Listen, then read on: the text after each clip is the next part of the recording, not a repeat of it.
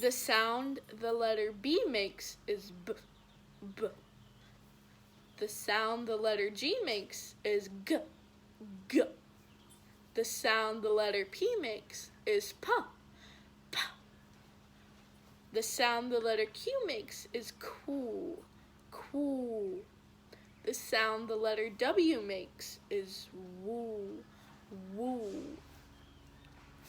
And now, as you know, we've been learning about rhyming words and words with similar endings, and just because the words end in the same way doesn't mean they necessarily have to rhyme.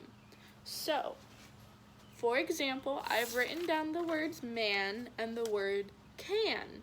So, I've circled the M and the C because that means that they're different words because they start with different letters, but the words end with the same letters. They end in A-N for both of them. So the A-N means that you go man, man.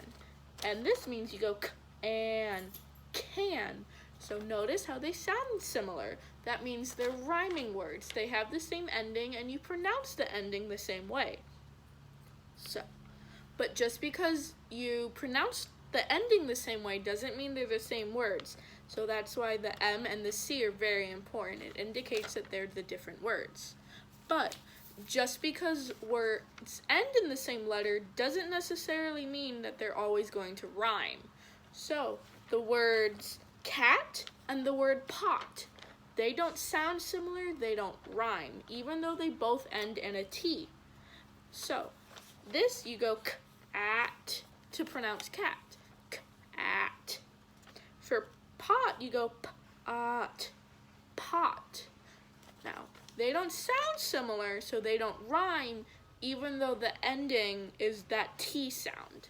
So, we're gonna practice our sounds. So I've pulled out a couple letters, and we're gonna practice. So, A. A's a vowel. It can have two different sounds. It can have the short A, the A sound in apple. So apple makes that short A sound, the A. Or it could have a long A sound, like where the A says its name. Ant.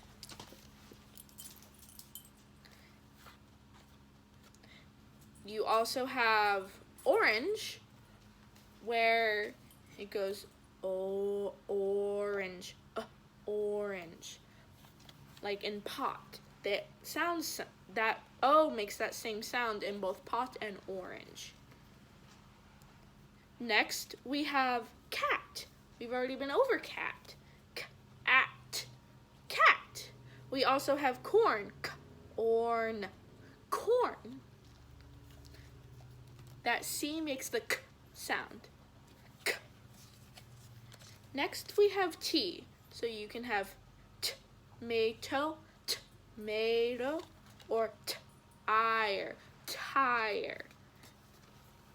T makes a T sound, a T, T. Next is M. So you can go mouse, mouse, or you can go milk, milk. M makes the sound. Like when you eat something yummy and you go, that was so good. That's the M sound. Next, we have N. So N goes n. So it goes net, net. Or nest, nest. And those are the sounds in the words that we just went over. So those are how you pronounce the sounds, and that is why that words that end in the same letter don't always rhyme, but they might sound similar with that same ending. So next the question comes to, how does phonological awareness provide a bridge to phonics in this lesson? So because I'm talking about rhyming endings, like words that rhyme and words that sound similar, I was able to go into phonics, which is how you pronounce the words, how you pronounce the letters, and why certain letters will sound different in certain words, like how A can sometimes say its name, like, or like all the long vowels, how they say their name, because of another vowel in that word. And then how did I use explicit instruction to build the bridge for my students between phonological awareness and phonics? Because I told them about how just because words end in the same letters or might have the same letters in the word doesn't always mean that they're going to rhyme. And I was able to teach them how to pronounce the letters with the use of flashcards. And I was very explicit in my instructions of this is how you pronounce this letter, this is how you pronounce this word because of these letters in the word, and just because they end in the same letter doesn't mean they're going to rhyme, and just because they have the same ending doesn't necessarily mean that they're the same word because of that beginning letter and how it will indicate that it's a different word, like man, can, hat, and cat, how they all start with different letters even though they sound the same. So that means that they're different words. So, thank you.